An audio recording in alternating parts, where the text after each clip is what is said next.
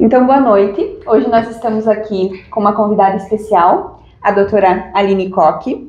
A doutora Aline Koch, então, é especialista em ginecologia e saúde da mulher e também especialista em cirurgia vaginal, uroginecologia e laparoscopia.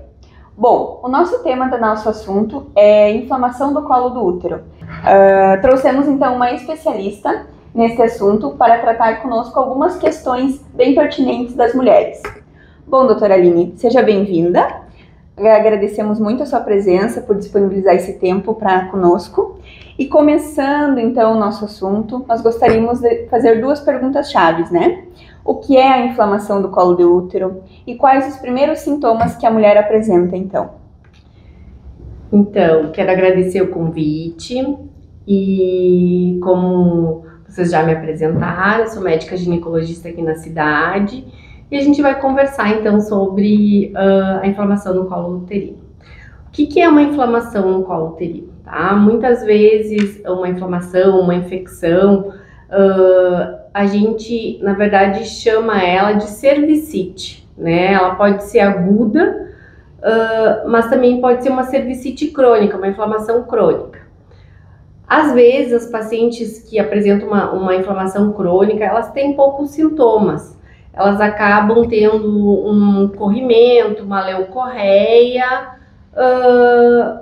que muitas vezes passa despercebida no dia a dia.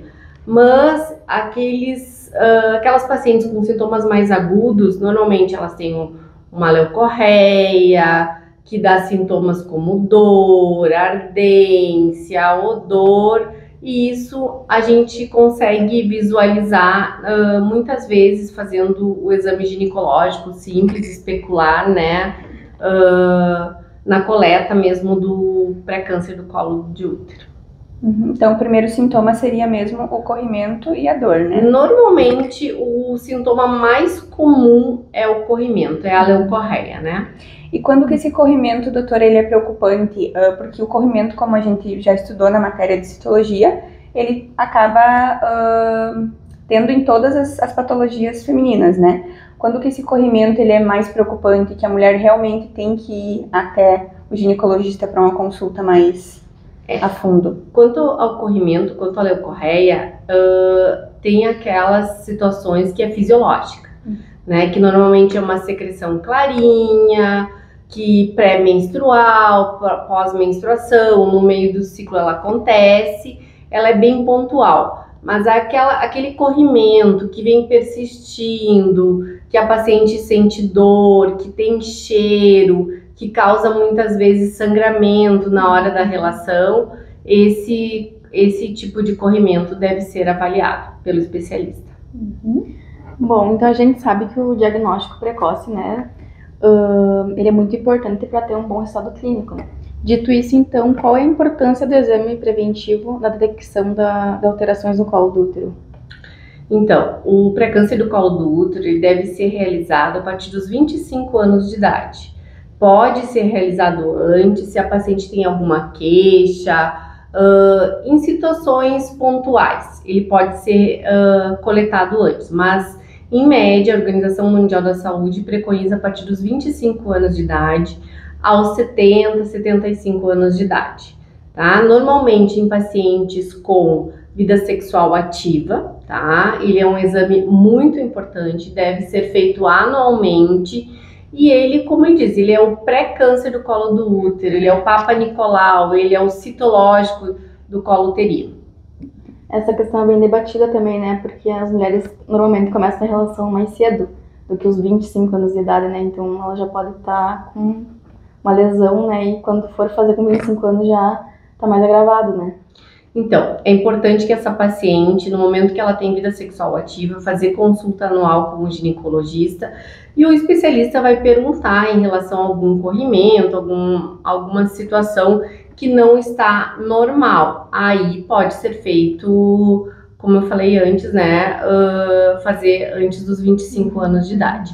Mas é muito importante que esse exame seja feito, que seja uma coleta satisfatória. É importante que essa coleta do colo uterino seja avaliada as células de fora do colo como de dentro, para ser um exame satisfatório.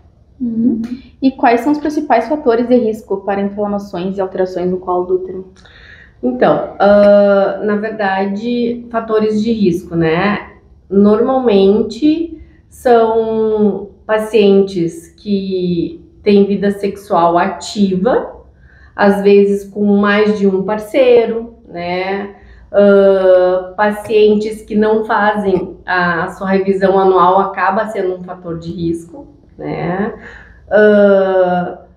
Normalmente também que estão expostos a outros tipos de infecções, né? Por exemplo, pelo vírus HPV, né? Pode piorar essa inflamação. Agora, doutora, outro ponto é o HPV. A gente sabe que o HPV ele é um vírus que é transmitido sexualmente e que ele está relacionado com o câncer de colo de útero. A gente fez uma pesquisa e cerca de 70% de casos de colo de útero está relacionado com as inflamações, né, do colo de útero. Então, como essa evolução do HPV de risco baixo até um risco alto está relacionado com o câncer de colo de útero? Então, a maioria dos cânceres, como você falou, essa estimativa, acho que é talvez até mais de 80%, o câncer de colo uterino é causado pelo vírus HPV. Ele é um vírus, então, totalmente de transmissão sexual.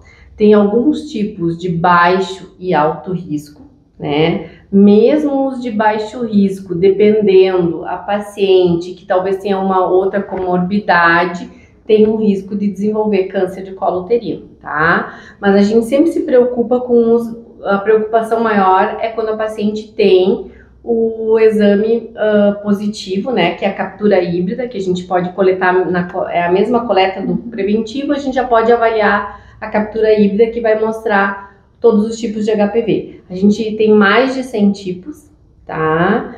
E hoje a maioria das mulheres estão infectadas, não significa que tu esteja infectada que você vai desenvolver a doença.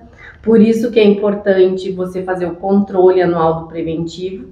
Você vai ter um controle maior, né? Se por acaso desenvolver a doença. Então, o Papa Nicolau vai avaliar, né, lesões precursoras, pré-câncer, tá? É muito difícil aquela paciente que faz uma revisão anual, que tem um controle, né, de consulta ginecológica de rotina, é difícil ela chegar com uma lesão já cancerígena, né? Essa lesão ela vai começando em graus que a gente tem, né, de atipias, de células escamosas, que são as células de fora, depois a glandular, aí as lesões de baixo grau, de alto grau, tem os NICs, né, que a gente chama, e aí, por fim, daí o câncer, né? E como é o tratamento?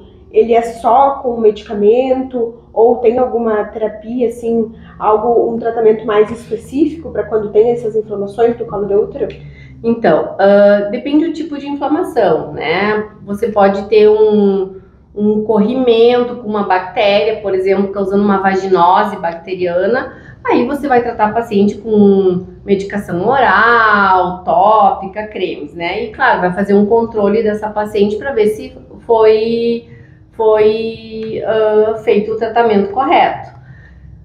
A gente também hoje, para a questão dessas inflamações, a gente tem os painéis de bactérias que a gente pode fazer, né? Algumas bactérias elas devem ser tratadas.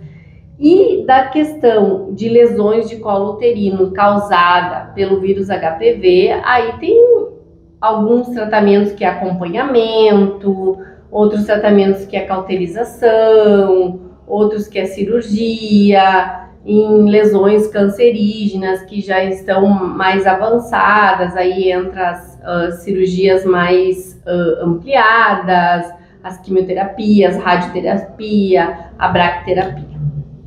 Na sua área, doutora, tem alguma cirurgia que tu já fez com algum caso mais agravado nessa situação? Sim, sim. Pacientes jovens, tá? A gente acaba pegando pacientes jovens com lesão de colo uterino, né? Hoje, esses protocolos, tudo depende de tratamento, tudo depende do estadiamento, da gravidade da lesão, do tipo de câncer, né?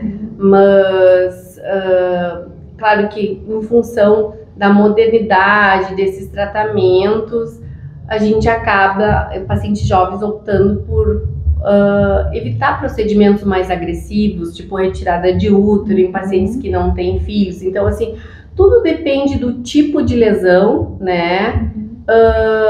A idade da paciente que vai se fazer o tratamento.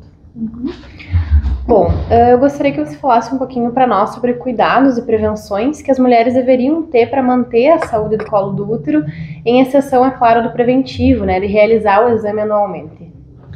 Então, primeira coisa, repetir que esse exame tem que ser feito anualmente, tá? Em alguns países ele é feito a cada 2 anos, mas nós aqui no Brasil ele é feito anualmente. Então, saúde em dia, dormir bem, atividade física, se alimentar bem, tá? Para tua imunidade ficar bem.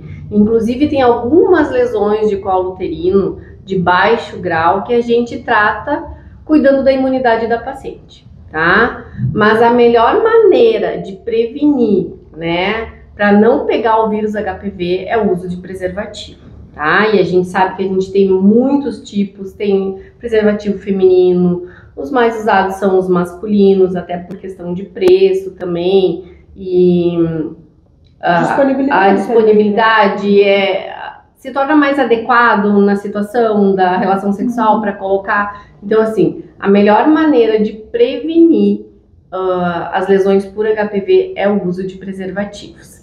Mas também você sabe que a gente tem uma vacina, tá? Disponibilizada na rede pública para o HPV, e essa vacina na rede pública ela pega 4 tipos de HPV, tá? Mas a gente tem a vacina na rede privada, que ela pega 9 tipos de HPV. Mas não esqueçam que a gente tem mais de 100 tipos de HPV, então não significa que a paciente fez a vacina e está imune. É muito importante o uso de preservativo. A melhor maneira de se prevenir do HPV é o uso de preservativos, tá? E quanto à vacinação, as meninas a partir dos 9 anos de idade aos 45, os homens dos 11 aos 45, tá? E essa vacina pode ser feita até em pacientes que já tiveram contato com o vírus HPV.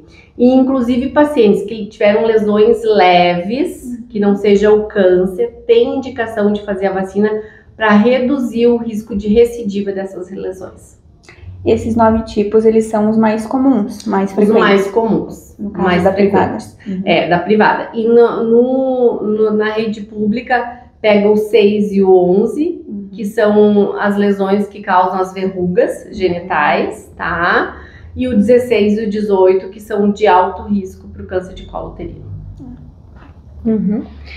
E sobre a questão do Outubro Rosa, então, que acabamos de finalizar o mês, como isso pode ajudar a aumentar a questão da conscientização sobre a questão do colo do útero, sobre a saúde do colo do útero? O Outubro Rosa, ele é uma campanha, né? Ele surgiu uma campanha relacionada ao câncer de mama, né?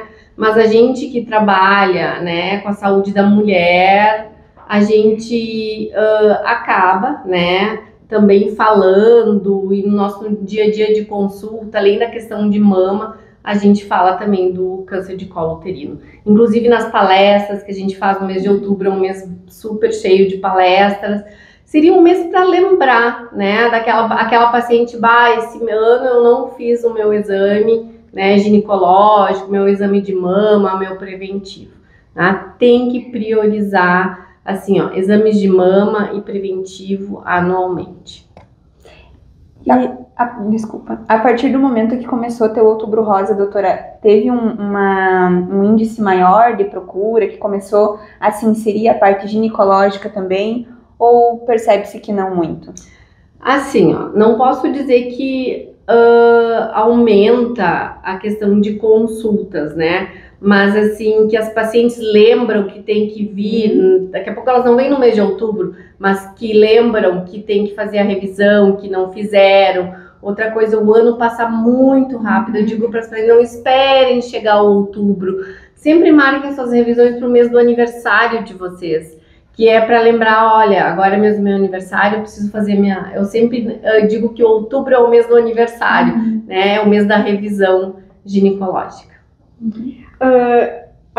Não sei se a senhora sabe, mas a gente tem no Brasil uma agenda de 2030 que um dos objetivos dessa agenda é a diminuição dos casos de câncer de mama, câncer do colo de útero.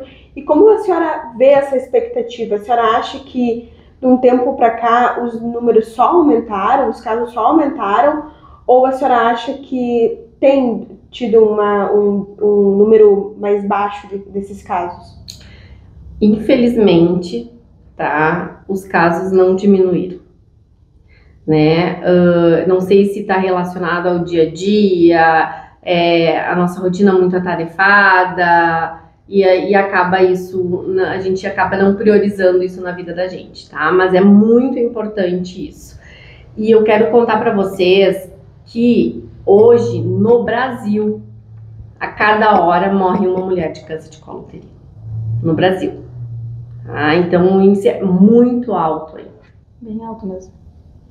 É uma coisa que, bem como tu falou, né? O dia a dia vai passando, aquilo não é tão importante, eu vou deixando e vai indo, E né? na verdade, o câncer de colo uterino, ele só vai ter sintomas, tá?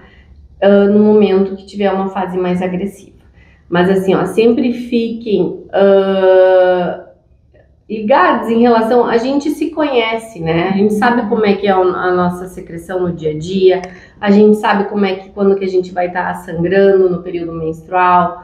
Mas assim, ó, sangramento anormal, fora do período menstrual, durante a relação sexual, isso não é normal. Tem que ser avaliado. Pode ser uma coisinha besta, mas a gente sempre tem que ficar de olho de lesões, né, do colo uterino. Teria mais alguma dica que você gostaria de deixar, doutora Aline, para essas mulheres que vão nos assistir, né, nossas pacientes? Eu acho importante, a dica é o seguinte, em relação à vacinação, tá? Se tiver oportunidade de fazer na rede privada, a vacina, né, do HPV deve ser feita, né? Nas meninas até os 15 anos elas só vão fazer 2 doses. A partir dos 15 anos são 3 doses. Mas eu já fiz a vacina na rede pública. Pode fazer a nonavalente na particular depois de 1 ano de ter feito a da rede pública, tá? Então assim, dos 9 aos 45 anos de idade, quem não fez, eu acho que tem a oportunidade de fazer. Na rede pública, eles disponibilizam a vacina dos 9 aos 24 anos, tá? Depois disso, eles não disponibilizam mais. Só se é uma paciente com um histórico de lesões, de colo uterino, que a gente faz um atestado, descreve a lesão. Muitas vezes a paciente acaba conseguindo, tá? Por questões de saúde. Mas se tiver a oportunidade de fazer a nonavalente, tá? Na rede privada, é uma vacina muito boa. É do mesmo laboratório da quadrivalente, só que ela é mais ampliada. E preservativo, né? A única coisa que vai prevenir, né, do câncer de colo uterino não é o anticoncepcional, não é a tabelinha, é a questão do preservativo, né? A vacina vai pegar alguns tipos, mas não pega todos os tipos. É importante a vacina, mas também o preservativo é muito importante. É o que vai prevenir, né? E para conseguir fazer essa vacina, tem que ir no consultório, pegar uma prescrição, ou todas as mulheres que desejarem, é só ir na Secretaria de Saúde irem na vacinação e fazer? Normalmente, a Secretaria de Saúde, né, as enfermeiras que trabalham, elas estão acostumadas com a saúde da mulher e elas estão orientadas também a fazer a vacina, né? E nas clínicas de vacina, normalmente também tem alguém da área da saúde e elas também estão orientadas. Mas, claro, se quiser tirar alguma dúvida em relação ao ginecologista, né, que você vai fazer a tua revisão, normalmente vai falar também da vacina para você, vai coletar o pré-câncer e já daqui a pouco indicar essa vacina. Doutora, uma dúvida que eu acho que deve ser bem pertinente, né?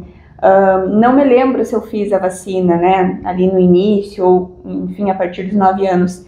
Se caso a pessoa já fez, mas não lembra, não ficou com um registro e fizer novamente as 3 doses, então, tem algum problema? Vai, enfim, afetar algo? Na verdade, assim, se fez na Secretaria da Saúde, com certeza, se não tem esse registro na carteirinha, deve ter lá, né? E hoje as clínicas de vacinação, elas também têm um registro. Isso é obrigatório pela Organização Mundial da Saúde.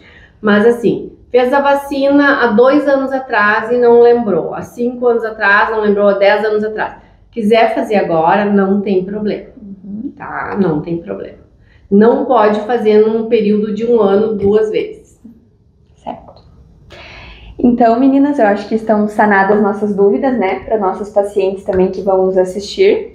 Gostaria de agradecer muito a doutora Aline pela disponibilidade novamente, né? De tirar esse tempinho para vir conversar conosco. Acho que uma profissional fantástica que está na área, domina a área, né? E é isso aí, deixar o nosso agradecimento, né? Dizer que a doutora Aline está sempre no seu consultório lá, não sei se a senhora gostaria de deixar. Então, eu trabalho aqui em Santo Ângelo, meu consultório é aqui, né? Eu trabalho hoje na área da ginecologia, né? Sou ginecologista e obstetra, mas hoje eu só estou na área da ginecologia, faço cirurgias ginecológicas e saúde da mulher, o dia a dia, né, de consultório ginecológico. Se precisar, eu estou disponível, né, para qualquer dúvida. Daqui a pouco posso deixar meu e-mail, né? Tem meu Instagram, que vocês podem pôr como observação. E estou disponível para qualquer dúvida. Então tá, agradecemos, né, meninas? Muito Muito obrigada. obrigada. Obrigada, eu que agradeço.